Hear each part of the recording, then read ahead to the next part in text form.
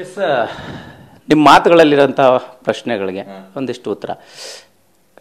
ಆರಂಭದಲ್ಲೆಲ್ಲ ಕರಿಯ ಅಂತ ಕರಿತಿದ್ರು ಅಂತಂದು, ಅದಕ್ಕೆ ಮುಂದುವರೆದ ಭಾಗ ಬಿಗ್ ಬಾಸ್ ಮನೆಯಲ್ಲೂ ಅಂಥದ್ದೊಂದು ಸಂದರ್ಭ ಬಂತು. ಕಾಗೆ ಕಕ್ಕ ಅನ್ನುವಂಥದ್ದು, ಗೂಬೆ ಅನ್ನುವಂಥದ್ದು, ಇವುಗಳನ್ನೆಲ್ಲ ನೀವು ರಿಸೀವ್ ಮಾಡಿದಂಥ ರೀತಿ ಮತ್ತು ಅದನ್ನು ಡೈಜೆಸ್ಟ್ ಮಾಡ್ಕೊಂಡಂಥ ರೀತಿ ಹೇಗೆ ಅನ್ನಿಸ್ತು ಅಂತ? ಯಾರೇ ಆಗಲಿ ಒಂದಷ್ಟು ಜೀವನದಲ್ಲಿ ಕೆಲವನ್ನ ಏನೋ ಗೊತ್ತೋ ಗೊತ್ತಿಲ್ಲದೆ ಹೇಳ್ಬಿಟ್ಟಿರ್ತಾರೆ. ಆ ಕ್ಷಣಕ್ಕೆ ಮಾತ್ರ ಅವ್ರಿಗೆ ಹಂಗೆ ಅನ್ಸಿರುತ್ತೆ, ಮನಸ್ಸಲ್ಲೇನೋ ಇಟ್ಕೊಂಡು ಸಾಧಿಸ್ತಾರೆ ಅಂತ ನನಗನ್ಸಲ್ಲ. ಬಿಟ್ಬಿಡೋಣ ಆ ವಿಚಾರನ ಅಲ್ಲಿಗೇನೆ. ಯಾಕೆಂದರೆ ನನಗೆ ಗೊತ್ತು, ನಾನೊಂದು ಸಂದರ್ಭದಲ್ಲಿ ನಾನು ಫೇಸ್ ಮಾಡಿದ್ದೀನಿ ಅದನ್ನು. ನೆಗೆಟಿವ್ ನ್ಯೂಸ್ ಇದ್ದಾಗ ಯಾರು ನನಗೆ ಆ ಥರ ಸ್ಪ್ರೆಡ್ ಮಾಡಿದ್ರೋ ಅವ್ರುಗಳೇ ಆ ಪದನ ಇಟ್ಕೊಂಡು ಇನ್ನೊಬ್ರ ಮೇಲೆ ತಿರುಗಿಸ್ಬಿಡ್ತಾ ಇದೆ.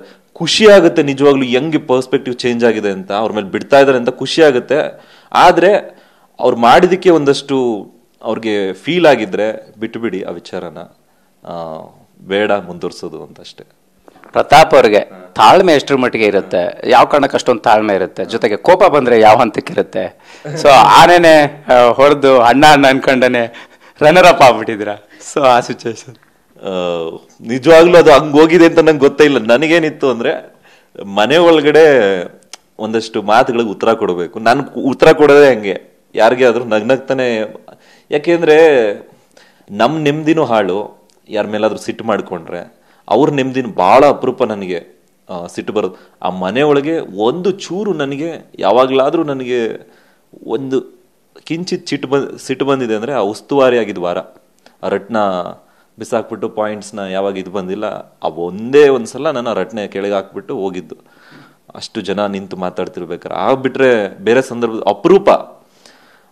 ವಿನಯ್ ಅಣ್ಣನ ಬಗ್ಗೆ ಒಂದು ಗೌರವ ಇದೆ, ಉತ್ತರ ಕೊಡಬೇಕಾಗಿತ್ತು, ಉತ್ತರ ಕೊಟ್ಟಿದ್ದೀನಿ, ವಾದ ಮಾಡಿದ್ದೀನಿ. ಯಾವುದೇ ಕಾರಣಕ್ಕೂ ಯಾರ ಜೊತೆ ಜಗಳ ಹೋಗಿಲ್ಲ, ನಾನೇ ಹೋಗಿಲ್ಲ.